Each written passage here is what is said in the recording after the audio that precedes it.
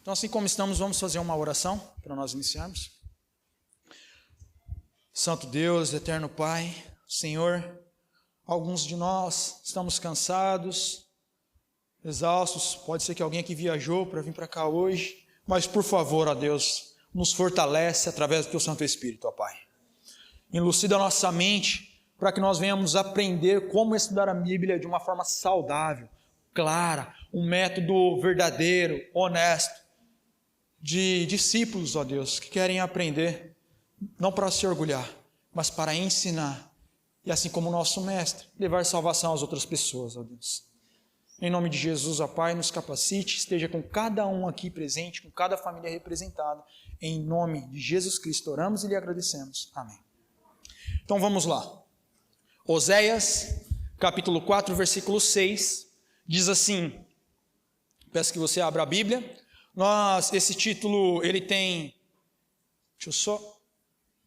por nome, Anatomia Bíblica. Então nós vamos estudar aqui as divisões da Bíblia, os detalhes da Bíblia. Então Oséias, capítulo 4, versículo 6, é um verso muito conhecido, diz assim: o meu povo está sendo destruído, em algumas versões está perecendo, está morrendo, porque lhe falta o quê? Conhecimento. Porque tu, sacerdote, rejeitaste o conhecimento, também eu te rejeitarei, para que não sejais sacerdote diante de mim, visto que te esqueceste do quê? Da lei, do teu Deus. Também eu me esquecerei de teus filhos. E é curioso, porque quando eu estava estudando o livro de Oséias, eu cheguei nesse texto que é exaustivamente conhecido e falado pelos pregadores. A Bíblia está falando que Deus está se comunicando com o povo e falando que o povo está morrendo porque não tem conhecimento.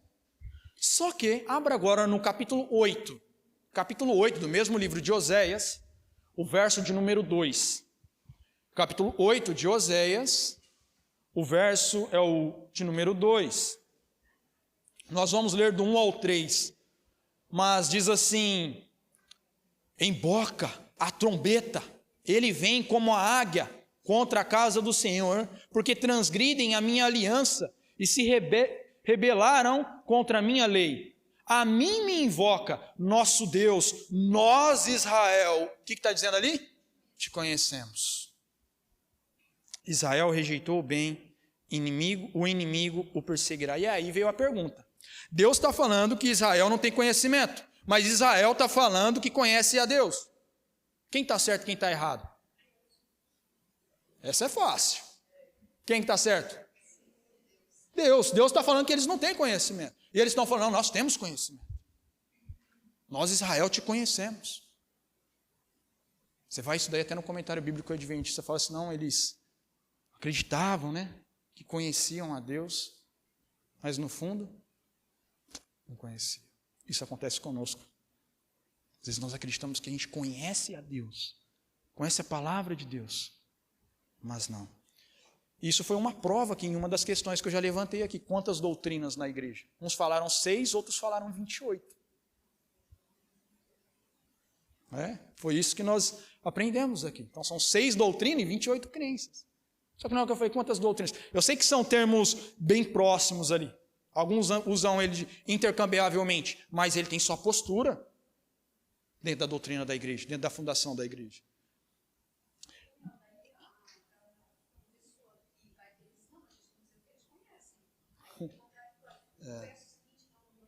Explicaria, com certeza. Então vamos lá. Para quem souber, eu vou começar aqui do básico. Eu peço paciência para aqueles que já tenham conhecimento mais aprofundado. Vou começar aqui do básico e a gente vai galgando, ok? Vamos lá em algumas questões. Existem quantos livros na Bíblia? Peraí, quem souber, levanta a mão. Só quem souber. Aí, ó. Alguns sabem, outros não sabem. Agora, todos os que sabem vão responder junto. Existem quantos livros na Bíblia?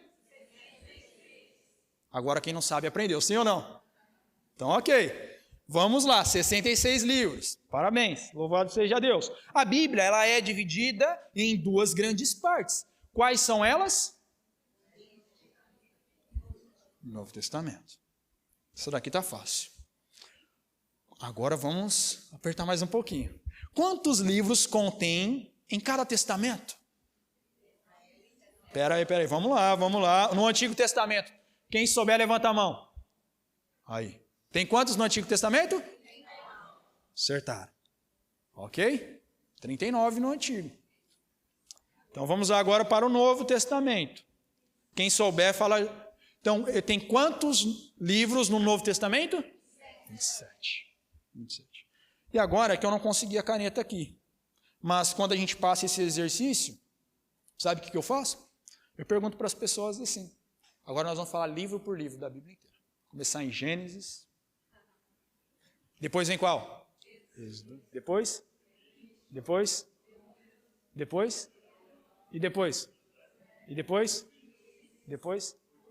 Não, aqui tá. Não, aqui tá. Que todo mundo conhece. Tem a musiquinha, né? Gênesis, Êxodo, Levítico. Amém, legal. Então vamos lá, tá muito bom. Como é organizado o Antigo Testamento?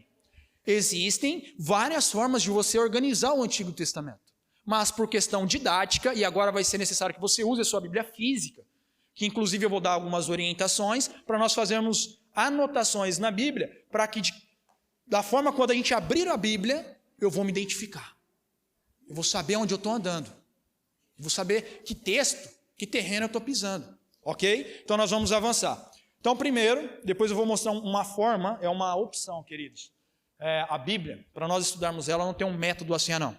Você quer falar alguma coisa? Não? Tá. Eu achei que você tinha levantado a mão, desculpa. Não tem um método assim, não. Se eu não estudar igual o irmão está falando ali, não vai dar certo. Não é isso. Mas aqui nós vamos dar opções, ferramentas, e aí você vê qual que você se adapta de uma forma saudável para estudar, então. Então vamos lá. 3 blocos principais do Antigo Testamento. Históricos, poéticos e o quê? Proféticos. Então, 3 blocos principais. Então você anota aí.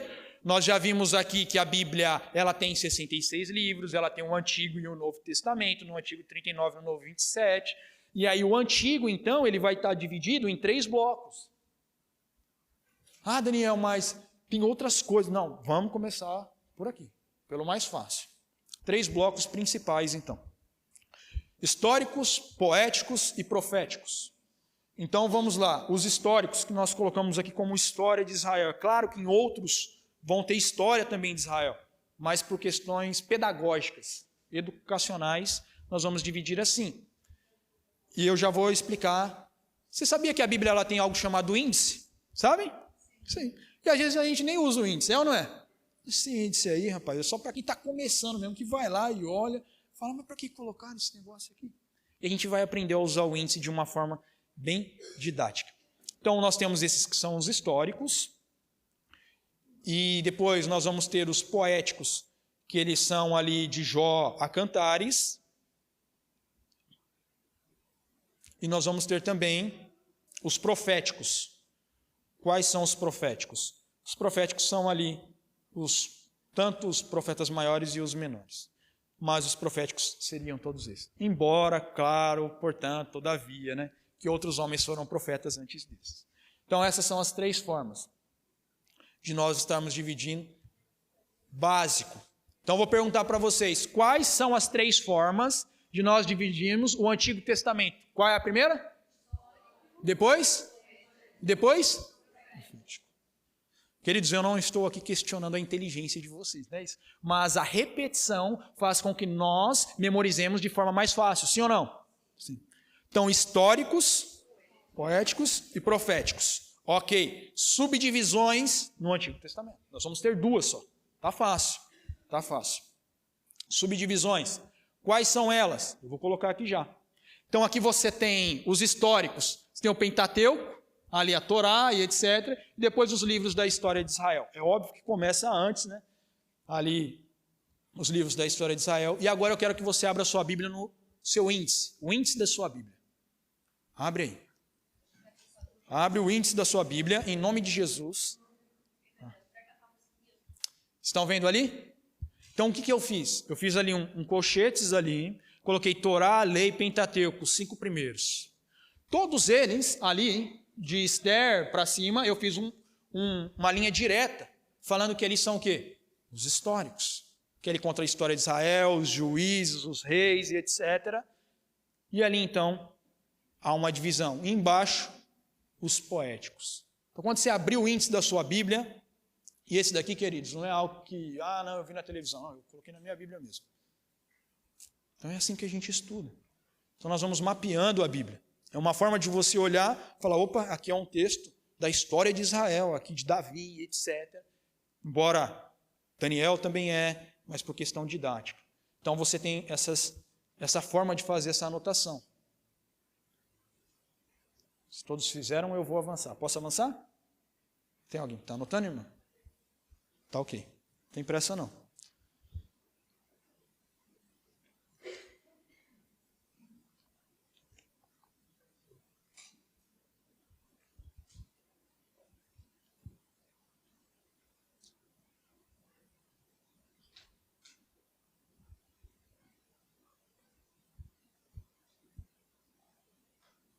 Ok? Então, vamos lá. E aí tem os históricos ali. E aqui, então, você vai fazer assim também dos poéticos. E ali, entre os profetas, existem... Provavelmente você já ouviu falar entre os profetas maiores e os profetas menores. Já ouviu essa expressão? Não é que nenhum profeta é mais poderoso que o outro. Não foi, Isaías, tadinho de Naum. Né? Naum, coitado. Aqui na divisão ele é menor. Não, ele é maior, perdão, deixa eu ver aqui. Ele está bem na divisão ali. Não, ele é maior. Maior, perdão. É porque como ele é chamado do livrinho lá, né? Mas aqui na divisão nós colocamos ele como um profeta maior. Por que eles têm essas características? Porque os livros são maiores. Né? Os livros são maiores do que os outros, mas são tão importantes quanto. São tão importantes quanto. Então são 5 da Torá, 12 depois ali dos reis, dos juízes, depois 5 dos proféticos, 5 dos maiores e 12 dos menores. Eu vou passar aqui, pode ser? Vocês estão me copiando? A gente tem aqui, eu só vou explicando, é a mesma coisa, só de uma forma mais repetitiva.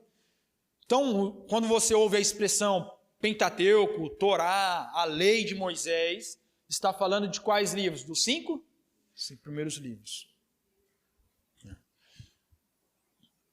Jesus ele faz uma divisão semelhante assim, ele fala assim, né? A lei, Salmos e os profetas. Né? Tem uma passagem que ele usa as 3. Foi 5 por Moisés. Então aqui você tem os 5 e o livro de Jó. Né?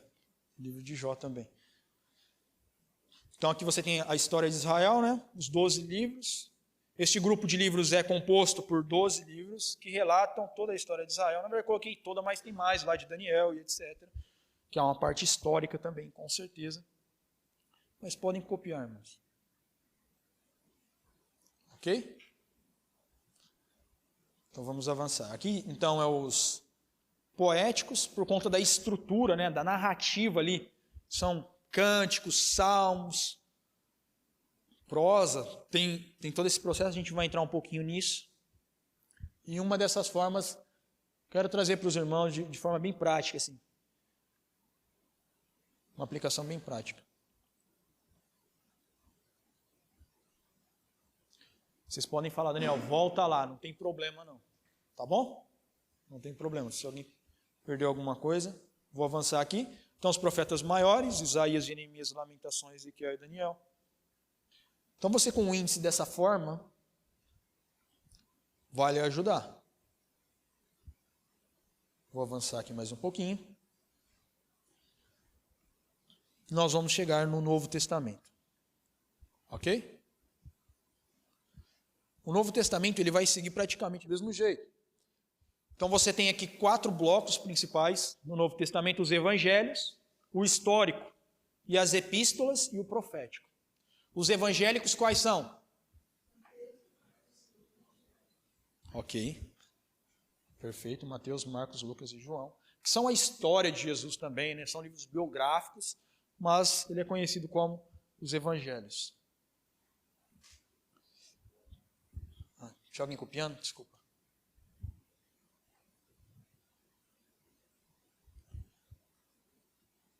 Pode ir? Então tá. Então, os evangelhos são esses: Mateus, Marcos, Lucas e João.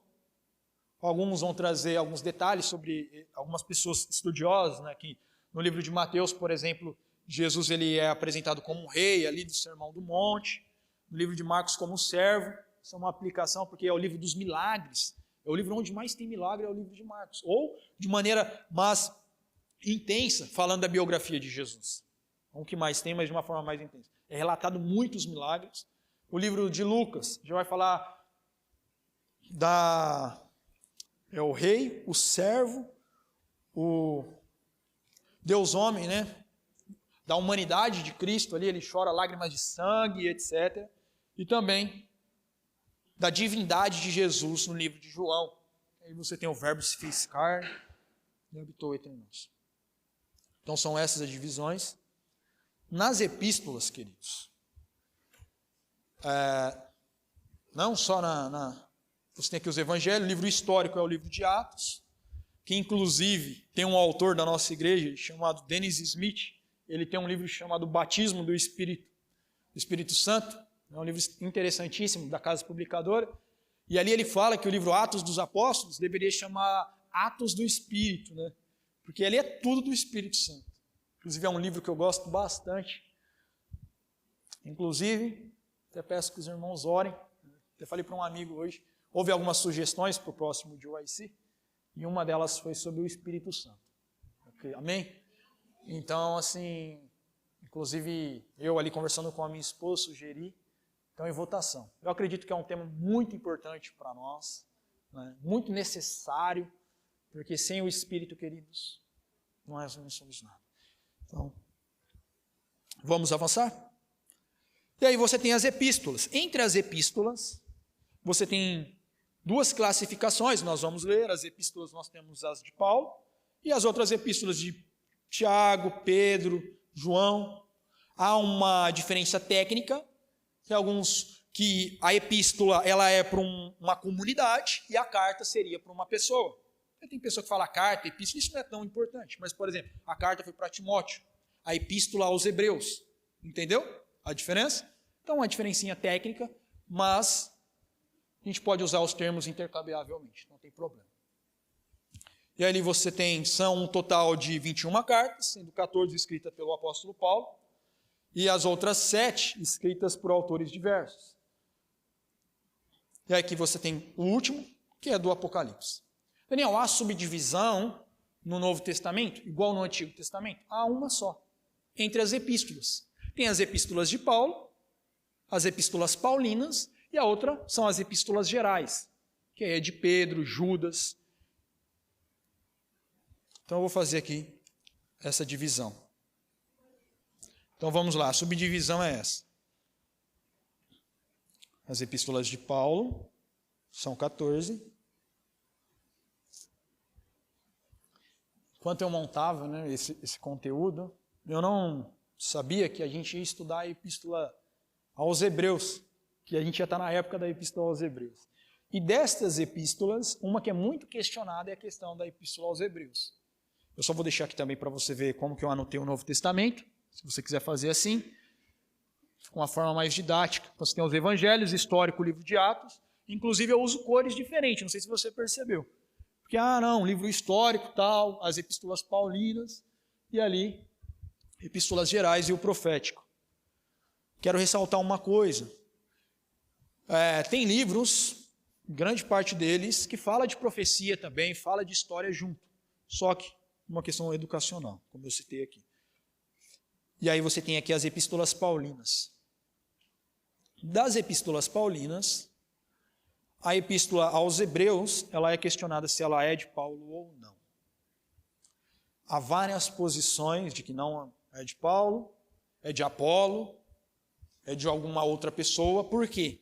Porque quando eles vão investigar os manuscritos antigos em grego, há alguns erros, não erros assim, mas falhas nas epístolas de Paulo. Quando encontraram o escrito da epístola aos Hebreus, ela era perfeita, a escrita dela, não tinha nenhuma falha.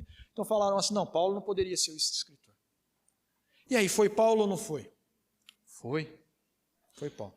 Eu fiquei muito feliz, aqui tem as epístolas gerais,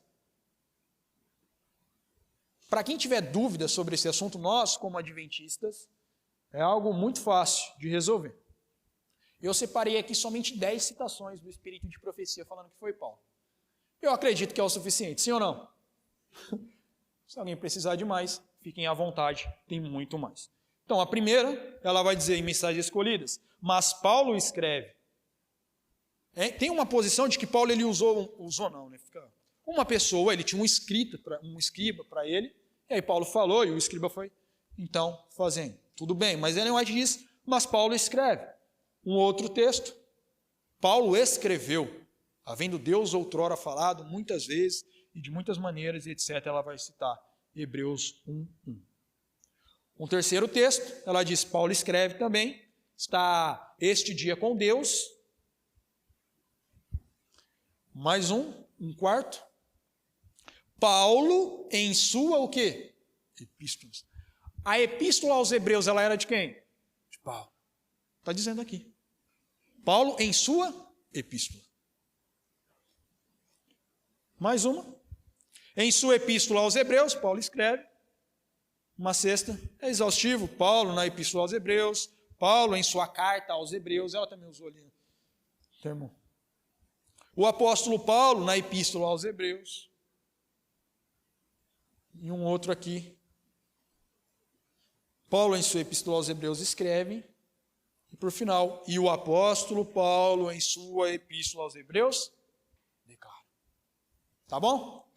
Então foi Paulo ou não foi? Foi. Tá ótimo.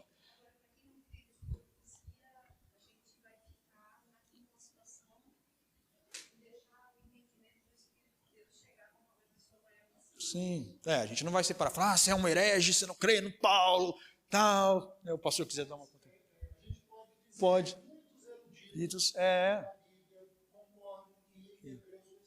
Paulo. Pronto. Muitos. Uhum. Mas, tá tranquilo. Pronto. Uhum. Tá feito. Tá ótimo. Tudo bem? Então vamos avançar. Há uma curiosidade também na Bíblia. Eu separei aqui, há muitos tipos de narrativas e etc. Que as pessoas vão falar, não, esse texto aqui, vou colocar aqui para ficar mais fácil. Então, gêneros literários. O que é isso, Daniel? Tem partes na Bíblia que você vai ler que é só genealogia. Tem parte que é poético. Tem parte que é cântico. Tem parte que é jurídico. Então, você pega um texto ali de genealogia, muitas vezes a gente não tem interesse, é ou não é? A genealogia não serve para nada. Eu conheço pessoa que disse assim, não, eu li a Bíblia, chegou na genealogia, eu pulei. Que negócio chato. Eu não sei se é verdade, queridos. Meu esposo falou assim, Daniel, ele é contador de história. Eu disse que um homem foi na igreja, e aí o pregador lá estava falando, e nasceu fulano de tal, teve o filho tal e morreu. E nasceu fulano de tal, teve o filho tal e morreu. Terminou de ler toda a genealogia, tinha um irmão lá na porta, falou assim, eu quero aceitar Deus. Falou, na genealogia? Falou, eu quero. Falou, por quê? Falou, não, porque a Bíblia está falando aí, ó, que nasce, morre e depois, como é que vai ficar? Então Deus não colocou ali por acaso, é ou não é? Só que nós vamos ver que tem algo mais profundo ainda dentro disso. Se eu pulo essa parte, eu posso perder coisas extraordinárias, queridos. Pelo poder de Deus, eu tenho experimentado isso na minha vida. E eu vou mostrar para vocês. Então, há essas formas de narrativa, de estrutura textual, nós poderemos dizer assim, só para ficar didático quando você for. Claro que tem texto que ele é história e ele também tem profecia. Entendeu? Não estou generalizando, mas tem um pouco de cada um. Então, gênero narrativo, os livros históricos e biográficos, né, que são batalhas. Fala aí um herói da Bíblia. Outro. Sansão, Davi. Então são gêneros de narrativa, de histórias. Eu coloquei como narrativo aqui. São tragédias, também pode colocar um romance, uma história. As biografias também de Jesus, né? Alguns falam que é uma outra classificação, mas eu coloquei como um texto narrativo, colocando a história de Jesus. Que tinha muita coisa ainda, né? João, ele chegou a colocar ali, ó.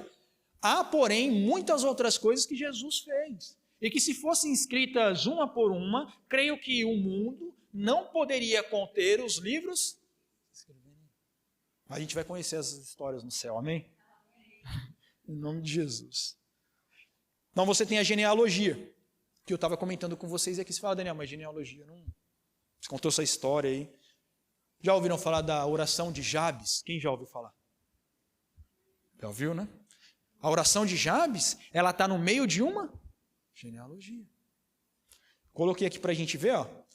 Cós gerou a Anube, e Zobeba, e foi pai das famílias de Arel, filho de Harum, está em 1 Crônicas capítulo 4, do verso 8 ao 11.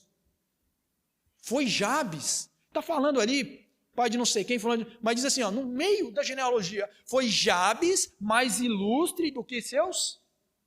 Por que destacou isso?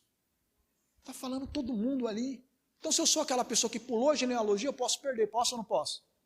Posso. E aí está falando que esse homem ele foi o mais ilustre. Sua mãe chamou-lhe Jabes, dizendo, porque com dores o dei à luz. Jabes invocou a Deus, o Deus de Israel.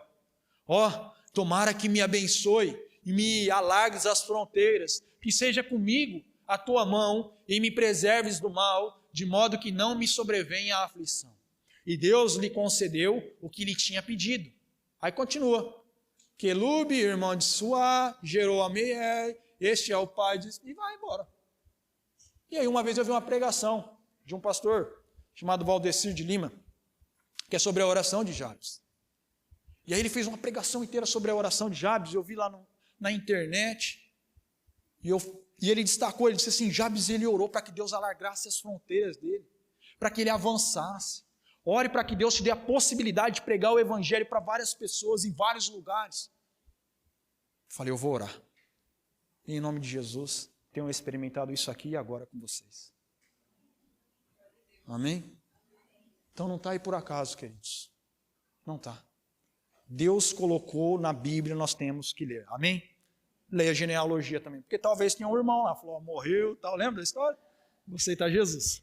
Então, quando a gente entra aqui nos textos poéticos, há uma forma de você fazer uma avaliação deles, que são, olha que curioso, as 3 principais estruturas de poesias na Bíblia. Tem várias, tem outras também, verso, prosa, etc. Mas eu coloquei ali paralelismo sinônimo, paralelismo sintético e paralelismo antitético. Falei, isso aí é muito técnico.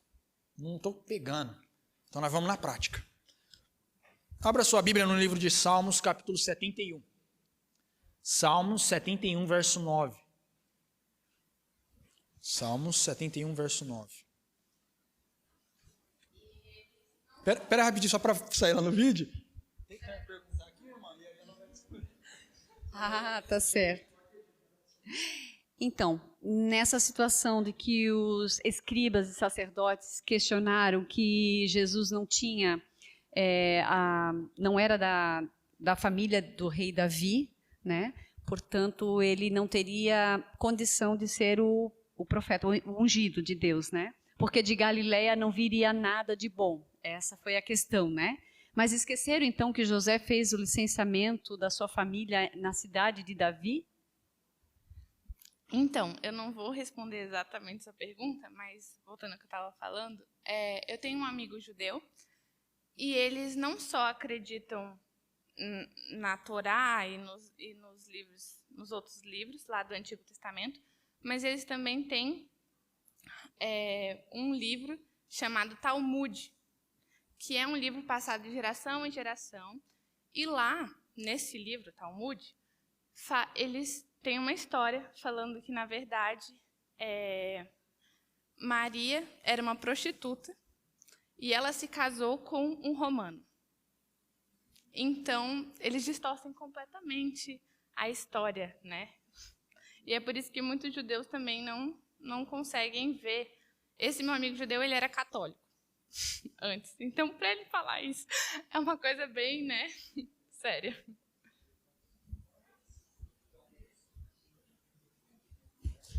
Depois eu vou falar um pouquinho sobre o Talmud também, mas só para a gente continuar aqui, irmão. Ó, Salmos 71, verso 9. O que é um paralelismo sinônimo? Os livros poéticos, preste muita atenção nisso aqui, ele falava a mesma coisa, muitas vezes com palavras diferentes. Olha lá em cima, ó. Não me rejeite no tempo da velhice. Não me desampares quando for acabando a minha. Entenderam? Então esse é um paralelismo sinônimo. Sinônimos são palavras que expressam praticamente o mesmo significado. Então isso é um paralelismo sinônimo. Então como que eu descubro que um texto ele é poético? Porque muitas vezes ele fala a mesma coisa com palavras diferentes.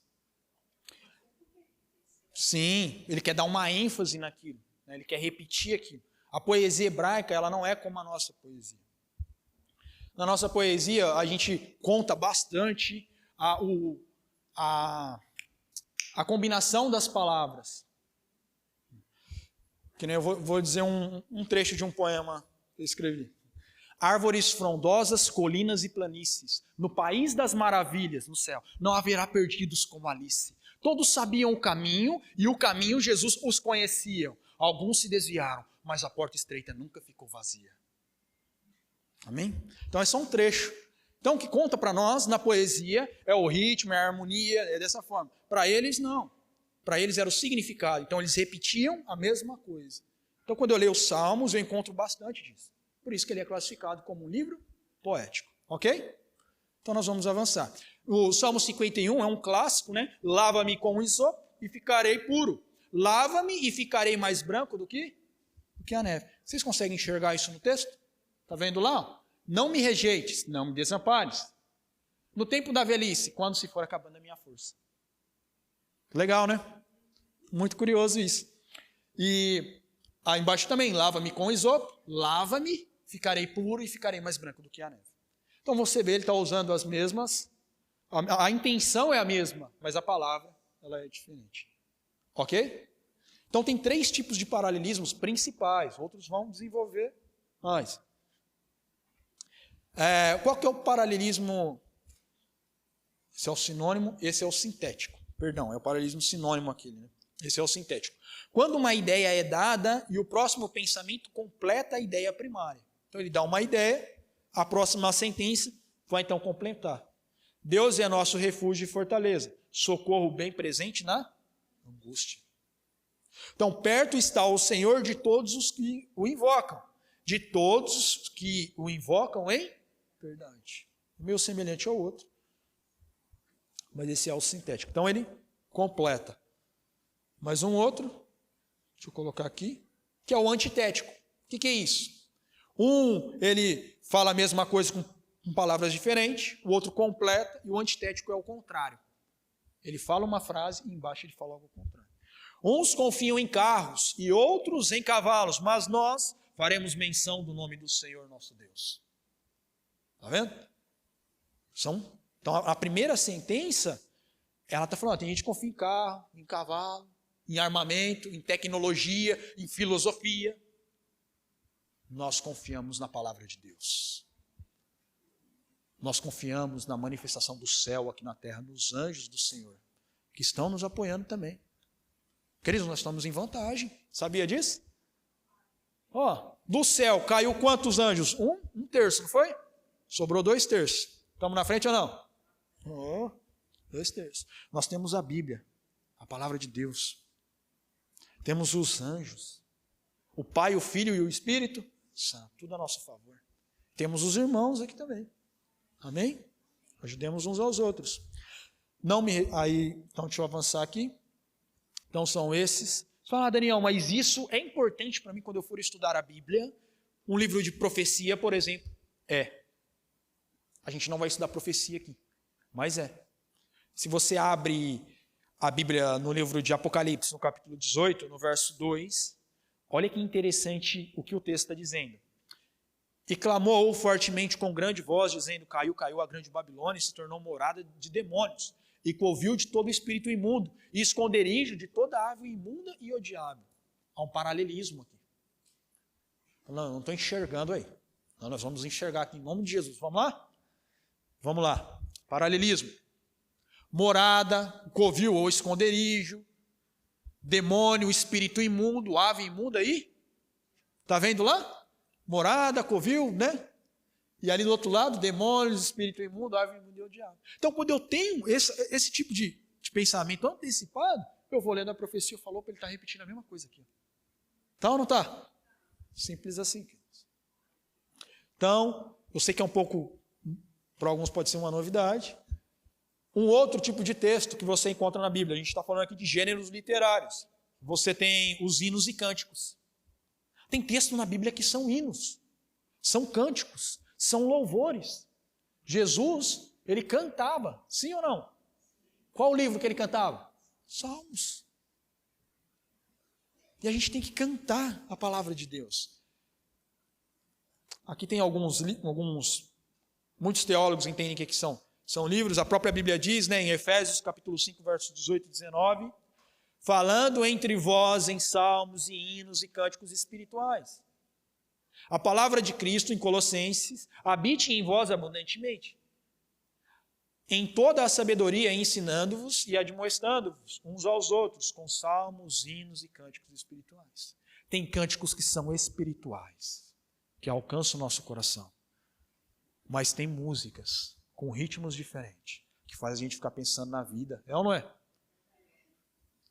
Eu já ouvi aí música aí com letra cristã e tudo. Eu já estava quase lá pensando, meu Deus, você vai ficando triste assim, sabe? Não, isso não é de Jesus não. Está repreendido. Então aqui, prestem atenção. Daniel, que cântico. Isso aqui tem que ser prático na nossa vida. Pegue textos da Bíblia e cantem eles. Dá para cantar, dá ou não dá? Coloquei um aqui, ó. Eu não sou cantor, mas a gente louva. Tem aí na internet, você pode encontrar. Sobre vós tentação, se não humana, mas fiel é Deus que não vos deixará tentar. Não, estamos muito desanimados. Não vos sobreveio tentação, senão humana, mas fiel é Deus que não vos deixará tentar acima do que podeis. Antes com a tentação dará também o escape para que a possais suportar. 1 Coríntios 10, 13. Tem uma Bíblia melódica, né? Legal. Então tem muitos, né? Senhor, toma o meu coração, pois eu não posso dar. Opa, desculpa. Tua propriedade só. Esse aqui já é do espírito de profecia. Então você também tem gêneros literário profético. E o texto profético, ele exige que nós estudemos toda a Bíblia. Porque são símbolos. São às vezes códigos que a gente olha ali e vê e fala, a besta está levantando do mar. Falando, não vou mais para a praia não. Vai que aparece lá um bicho feio lá na praia e aí? Não, tem gente que pensa assim, não é? Mas não é assim que as coisas funcionam. Então, são símbolos, figuras, visões, coisas que o profeta que ele estava escrevendo ali, é uma dimensão que ele não tinha palavra, ele não tinha vocabulário para descrever aquilo. E tem uma ilustração muito fácil. Sabe como que é? É igual você pegar um índio, com todo respeito aqui, né? Senão eu vou falar, o rapaz é contra os índios. Hoje em dia, você pega um índio lá na Amazônia, tampa os olhos dele, leva ele lá em Tóquio. Chegou lá em Tóquio, abre o olho dele, fecha de novo. Leva ele lá para Nova York.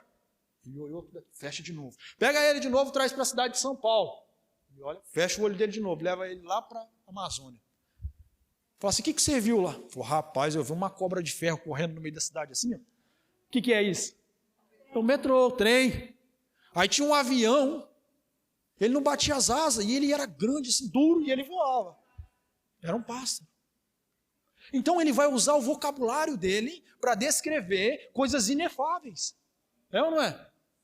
E assim foi o que aconteceu com os profetas. Então eles não tinham a cultura, a sabedoria deles. Influenciou. Aqui eu citei o exemplo da besta que sobe do mar. Aqui eu tenho algumas pessoas que estudam profecia.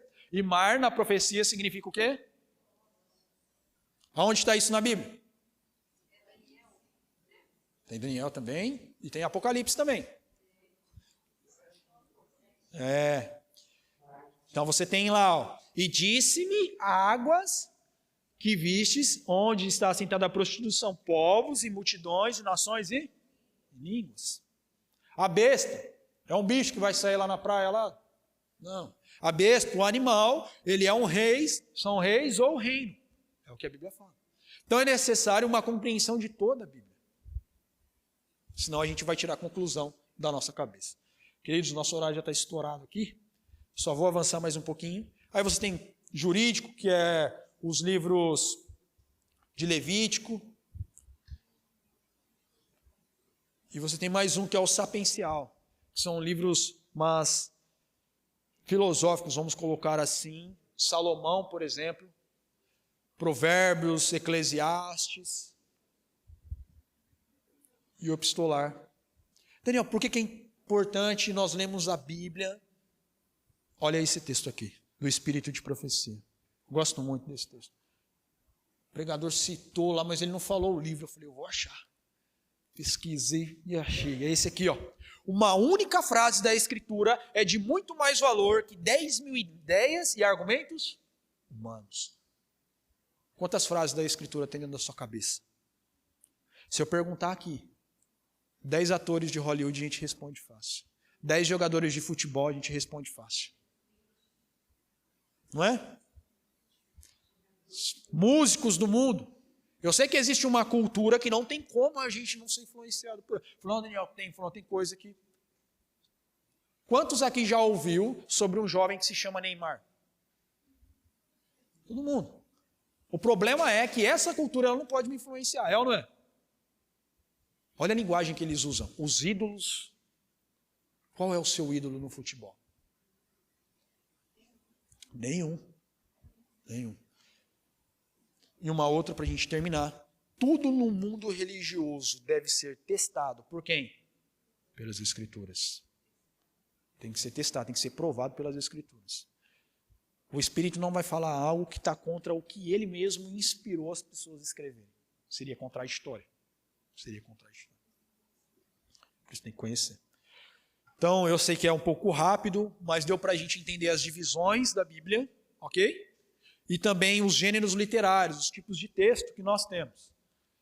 A próxima agora vai se chamar o Espírito de Profecia e o Estudo das Escrituras.